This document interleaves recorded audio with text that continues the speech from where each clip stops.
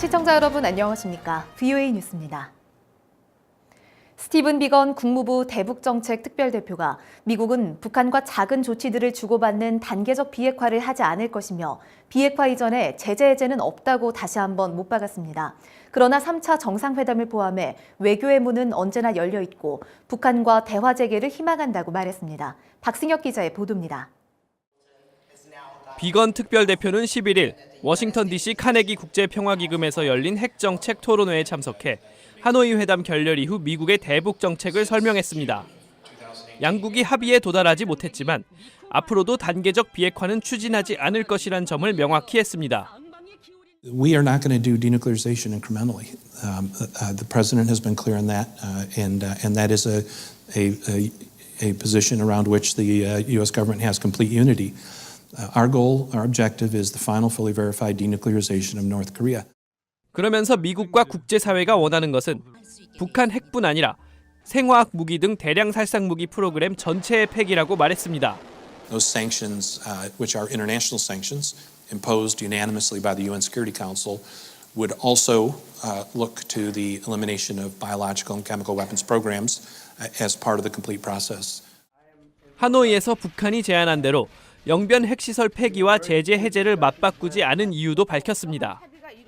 대북 제재는 북한의 전체 핵 프로그램을 근거로 부과된 것이기 때문에 영변이라는 일부분의 폐기만을 대가로 풀어줄 수는 없다고 비건 대표는 설명했습니다.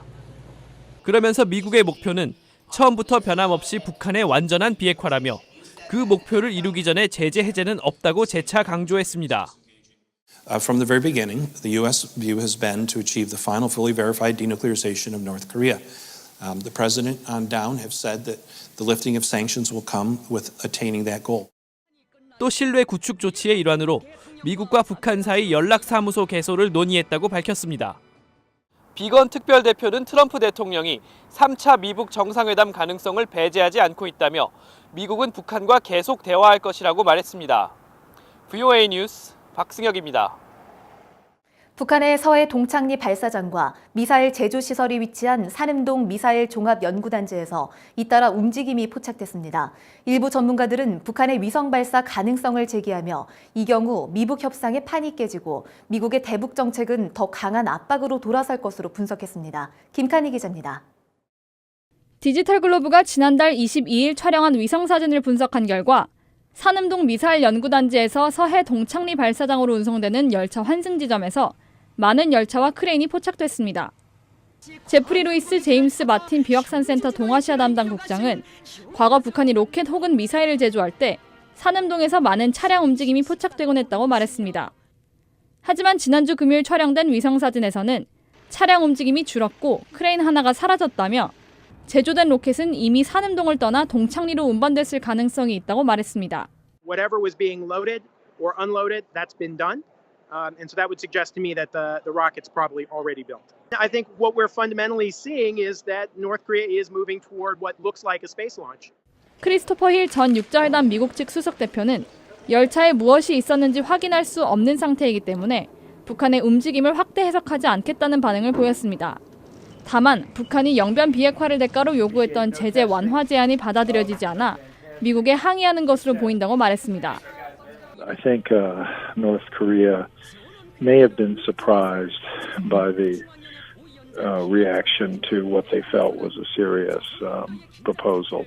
And so I think they are just trying to show that they will not be intimidated by this. 게리 세이모어 전 백악관 국가안보회의 조정관도 북한이 미국에 대해 제재 완화를 해주지 않는다면 언제든 미사일 실험을 재개할 수 있다는 메시지를 보낸 것으로 평가했습니다.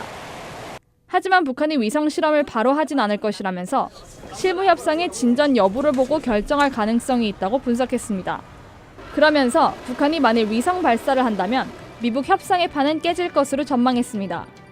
The U.S. will go back to a much harder approach that would seek to impose stronger economic sanctions and enforce the existing sanctions, as well as potential military. 앞서 존 볼튼 백악관 국가안보보좌관은 언론 인터뷰에서 동창리와 산음동에서 북한의 활동에 대해 예단하지 않을 것이라면서도 북한이 시한 발사를 한다면 트럼프 대통령이 실망할 것이라고 다시 강조했습니다. VOA 뉴스 김칸입니다. 미 재무부가 올해 첫 대북 금융거래 주의보를 발령하고 북한과의 거래에 대한 미 금융기관들의 주의를 당부했습니다.